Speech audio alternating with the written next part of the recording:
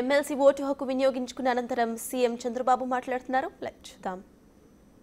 ఒకటే విజ్ఞప్తి చేస్తున్నా, ఓటు వేయడం అనేది మన బాధ్యత.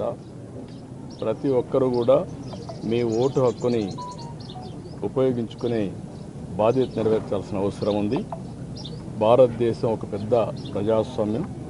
ఈ ప్రజాస్వామ్య దేశంలో ఓటు అనేది ఒక పెద్ద ఆయుధం.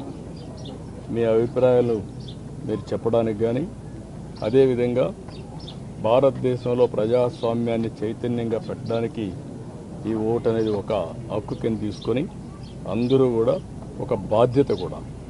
ఆ విషయం కూడా మనం గుర్తుపెట్టుకోవాల్సిన అవసరం ఉంది.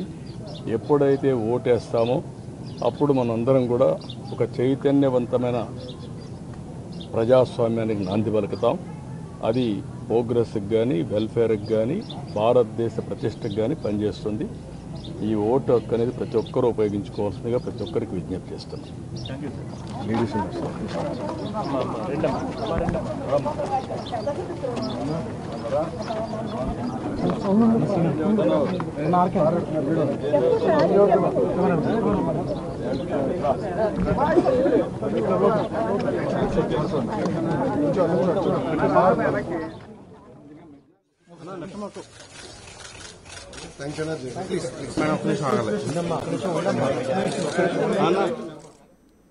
ఏపీలో ఎమ్మెల్సీ ఎన్నికల పోలింగ్ కొనసాగుతోంది. ఒక టీచర్, 2 పట్టభద్రుల స్థానానికి పోలింగ్ ప్రశాంతంగా కొనసాగుతోంది. ఎమ్మెల్సీ ఎన్నికల్లో సీఎం చంద్రబాబు ఓటు హక్కును వినియోగించుకున్నారు. ఉండవల్లిలోని గాదె రామయ్య సీతారామయ్య స్కూల్లో చంద్రబాబు, నారా లోకేష్లు ఓటు వేయడానికి వచ్చారు.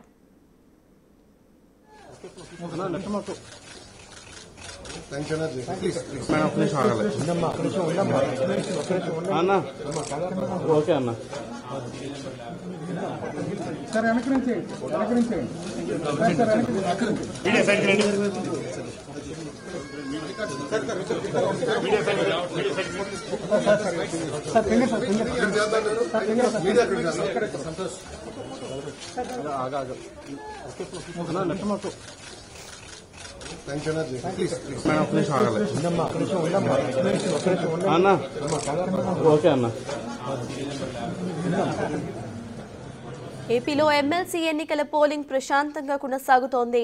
ఒక టీచర్, 2 పట్టభద్రుల స్థానానికి గాను పోలింగ్ ప్రశాంతంగా కొనసాగుతోంది. ఎమ్మెల్సీ ఎన్నికల్లో సీఎం చంద్రబాబు తన ఓటు హక్కును వినియోగించుకున్నారు. ఉండవల్లిలోని గాదె రామయ్య సీతారామమ్మ స్కూల్లో చంద్రబాబు, నారా లోకేష్లు ఓటు వేయడానికి వచ్చారు.